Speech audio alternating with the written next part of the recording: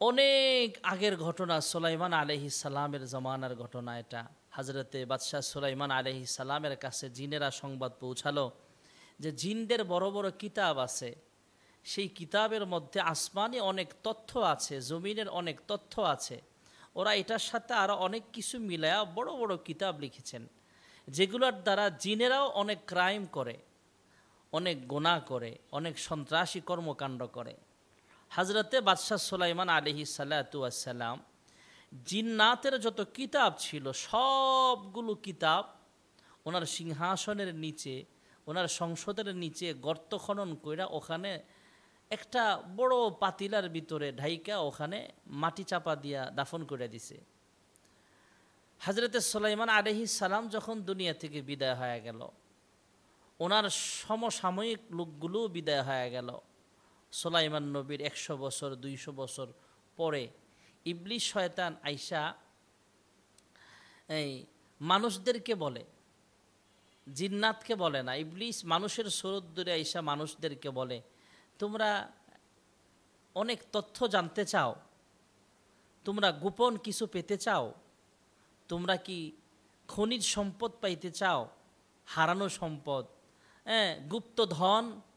গুপ্ত ধনের ব্যাপারে তোমাদেরকে আমি সংবাদ দেব। লোকজন আশ্চর্য হয়ে জিজ্ঞেস করলেন, গুপ্তধন কবের? সুলাইমান নবীর জমানার। এটা তো বহুত আগের, আমাদের দাদার দাদা ছিল সুলাইমান নবী। সুলাইমান নবীর আমলে যদি হয়ে থাকে, গুপ্তধন রেখে থাকেন, আমাদেরকে সংবাদ দাও, আমরা গুপ্তধন উঠাই। তোমরা গুপ্তধন খুঁজ দিছি আমরা, কেউ সংবাদ দিতে পারে না। তো ইবলিস সে বলে, তোমরা যাও, আমি তোমাদেরকে তথ্য দিয়ে দিচ্ছি। কয় কি তথ্য দিবেন? কয় তোমরা সুলাইমান নবীর সিংহাসন এলাকায় এর নিচে অমুক জায়গায় মাটির নিচে এত হাত গভীরে যায় দেখবা একটা বড় পাতিলা আছে।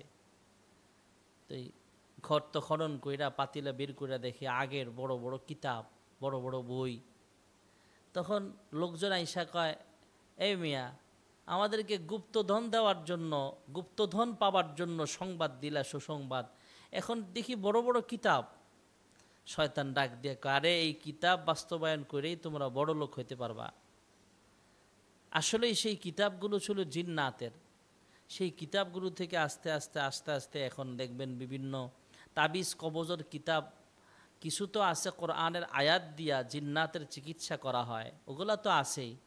আবার দেখবেন কিছু কুফুরি আছে, বিভিন্ন মাজার পূজারি, বিভিন্ন জুট্টা বাবা, গাঞ্জা বাবা, এরপরে বিড়ি বাবা, ওরা দেখবেন নামাজের খবর নাই, রোজার খবর নাই, এরপরে পাক সাফের কোনো খবর নাই, গোসলের খবর নাই। এই মানুষগুলো নামাজ নাই, রোজা নাই, গোসল নাই, নাপাকি হালতে থাকে, কুফুরি করে, মানুষের ক্ষতি করে।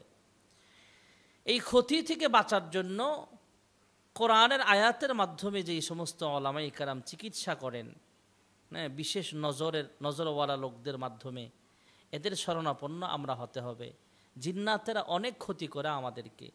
এছাড়াও আমরা দৈনন্দিন আমল করব, 4 কুল পড়ব, কুল হুয়াল্লাহ, কুল ইয়া, কুল আউযু বিরব্বিল ফালাক, কুল আউযু বিরব্বিন নাস, 3 বার পড়ে পড়ে সকাল বিকাল আমরা শরীরটাকে বন রাখবো, শরীরে ফুক দেব, ছোট বাচ্চাদেরকে ফু দিব।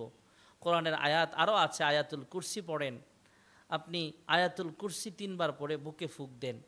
ঘুমানোর আগে আঙ্গুল দিয়া নিজের বুকের মধ্যে ওমর, আইন মিম র, আরবিতে ওমর লেখা আপনি ঘুমান।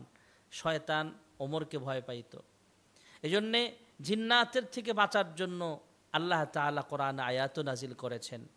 এজন্য আল্লাহ তাআলা দোয়া করি এবং চেষ্টা করি প্রত্যেকে আমলটা করব, 4 কুল পড়ব, আয়াতুল কুরসি বেশি বেশি পড়ব।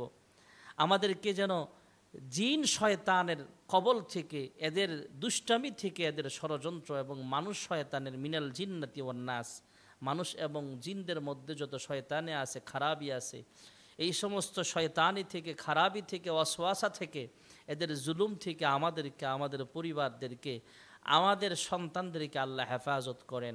আমিন। ওয়া আখিরু দাওয়ানা আনিল হামদুলিল্লাহি রাব্বিল আলামিন।